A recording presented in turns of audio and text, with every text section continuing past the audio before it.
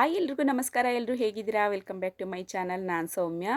ಏನಾದರೂ ತುಂಬ ಹಶ್ವಾಗಿದ್ದಾಗ ಬೇಗ ಸಾಂಬಾರನ್ನ ಮಾಡಿಕೊಂಡು ಊಟ ಮಾಡಿಬಿಡ್ಬೇಕಪ್ಪ ಅಂತ ಅಂದ್ಕೊಂಡಾಗ ಈ ರೀತಿ ಮೊಟ್ಟೆ ಸಾಂಬಾರನ್ನ ಮಾಡ್ಕೊಳ್ಳಿ. ತುಂಬಾ ಚೆನ್ನಾಗಿ ಬರುತ್ತೆ. ಹೇಗೆ ಮಾಡೋದು ಅಂತ ಹೇಳ್ಬಿಟ್ಟು ನೋಡ್ಕೊಂಬರೋಣ. ಒಂದು ಜಾರನ್ನ ತೊಗೊಂಡಿದ್ದೀನಿ. ಅದಕ್ಕೆ ಲವಂಗ, ಚಕ್ಕೆ, ಹಾಗೆ ಕೊತ್ತಂಬರಿ ಸೊಪ್ಪು, ಈರುಳ್ಳಿ, ಟೊಮೊಟೊನ ಹಾಕ್ಕೊಂಡಿದ್ದೀನಿ. ಅದಕ್ಕೆ ಸ್ವಲ್ಪ ತೆಂಗಿನಕಾಯಿ ತುರಿನ ಹಾಕ್ಕೊಳ್ತಾ ಇದ್ದೀನಿ. ಸ್ವಲ್ಪ ಕಡಲೆ ಕೂಡ ಹಾಕ್ಕೊಂಡಿದ್ದೀನಿ. ನಂತರ ಬೆಳ್ಳುಳ್ಳಿನ ಹಾಕ್ಕೊಂಡಿದ್ದೀನಿ. ಬೇಕು ಅಂದರೆ ಶುಂಠಿನೂ ಕೂಡ ಹಾಕ್ಕೊಳ್ಬೋದು. ನಾನಿಲ್ಲಿ ಶುಂಠಿ ಹಾಕ್ಕೊಂಡಿಲ್ಲ. ನೆಕ್ಸ್ಟ್ ಇದಕ್ಕೆ ಸ್ವಲ್ಪ ಸಾಂಬಾರ್ ಪೌಡರ್ನ ಸೇರಿಸ್ಕೊಂಡು ನುಣ್ಣಗೆ ರುಬ್ಬಿಟ್ಕೊಂಡಿದ್ದೀನಿ. ಸ್ಟವ್ ಮೇಲೆ ಒಂದು ಪಾತ್ರೆನ ಇಟ್ಕೊಂಡಿದ್ದೀನಿ. ಅದಕ್ಕೆ ಸಾಸಿವೆ, ಕರಿಬೇವನ್ನ ಸೇರಿಸ್ಕೊಳ್ತಾ ಇದ್ದೀನಿ.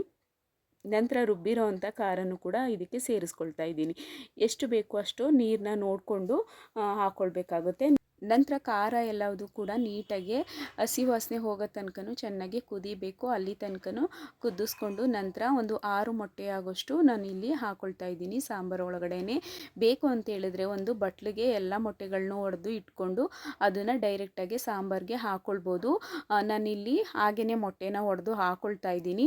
ಹಾಗೆಯೇ ಈ ಮೊಟ್ಟೆನ ಸಾಂಬಾರು ಒಳಗಡೆ ಹಾಕಬೇಕಿದ್ರೆ ಐ ಫ್ಲೇಮಲ್ಲಿ ಇಟ್ಕೊಂಡು ಹಾಕೋಕ್ಕೆ ಹೋಗಬೇಡಿ. ಯಾಕೆಂದರೆ ಅದು ಕುದೀತಿರುತ್ತಲ್ಲ, ಹಾಗಾಗಿ ಮೊಟ್ಟೆ ಎಲ್ಲ ತೀರಾ ಉಂಡೆ ಉಂಡೆ ರೀತಿ ಬರೋದಿಲ್ಲ, ಸ್ಪ್ರೆಡ್ ಆಗಿಬಿಡುತ್ತೆ. ಹಾಗಾಗಿ ಕಡಿಮೆ ಫ್ಲೇಮ್ ಇಟ್ಕೊಂಡು ಮೊಟ್ಟೆನ ಹಾಕಬೇಕಾಗುತ್ತೆ. ರುಚಿಗೆ ತಕ್ಕಷ್ಟು ಉಪ್ಪನ್ನು ಸೇರಿಸಿ ಒಂದು ಕುದಿನ ಕುದಿಸ್ಕೊಂಡ್ರೆ ಸಾಂಬಾರು ರೆಡಿಯಾಗಿಬಿಡುತ್ತೆ.